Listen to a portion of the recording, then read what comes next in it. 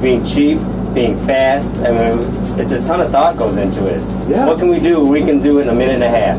Exactly. And that's what it comes down to. Because once people are in line, if they're waiting in line 20 minutes just to get to the truck, well, they want their food quick. I mean, so making $1,000 on this truck in an hour and a half time is, you're hustling.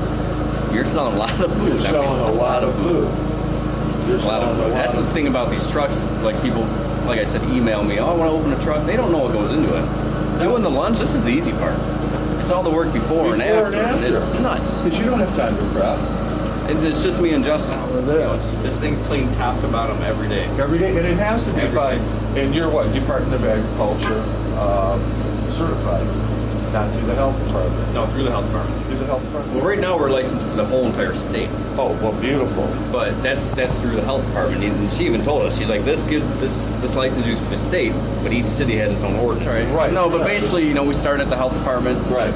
And they wanted, just like a restaurant, they wanted blueprints. They wanted to know who our purveyors were going to be, the whole process of everything from start to finish. Everything. It was crazy. Plumbing, electrical. They wanted spec sheets on all the equipment. They wanted to know where you were buying all your products. You had to submit a menu, basically. So then it would say, a chicken sandwich. Well, where does the chicken come from? Where's the bun coming from? Who's making the sauce? How are you buying it? How are you preparing it? How are you cooking it? How are you cooling it? How are you storing it? Everything. All right, is it just lunch? Are you guys doing dinner anywhere? In the summer, we were doing music in the park in Livonia every Thursday. We just private parties whenever possible. We've done numerous graduations. We've done employee appreciations at numerous, different, like Whole Foods, for example, in Troy. We did their employee appreciation lunch. We're more than willing to do dinner. Problem is, our menu's pretty set as to what it is, and it's not typically dinner food. So we've learned real fast that changing the menu for specific events, we end up getting burned, because then you have a lot of leftover. We can't run it for lunch. Nope. So we pretty much, if you want what we're serving, then hire us. If not, it's kind of hard.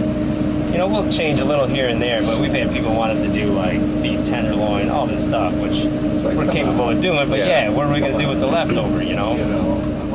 Almost everywhere we've worked together. It's our fifth job together. We started at the Marriott International in Livonia. Okay. And then we moved on to Trump's on 8 Mile. Okay. I worked at the Matt Prentice Restaurant Group. Oh, okay. Worked at the Lark in West Bloomfield. Really? And now we're here.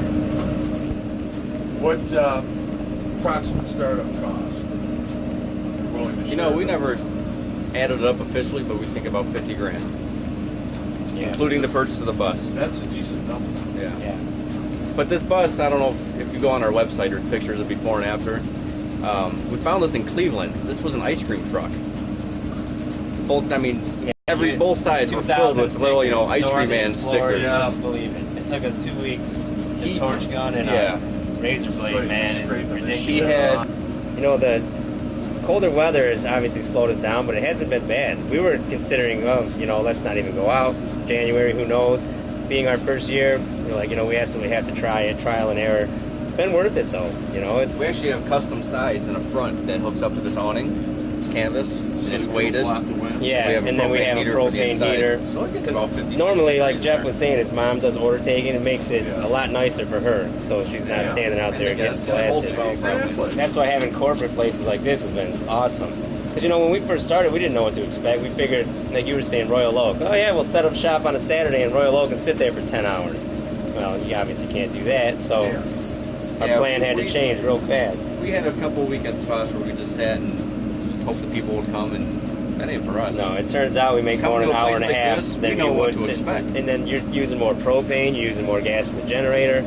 Everything's costing you more money to sit and do less business than you would at a place like this.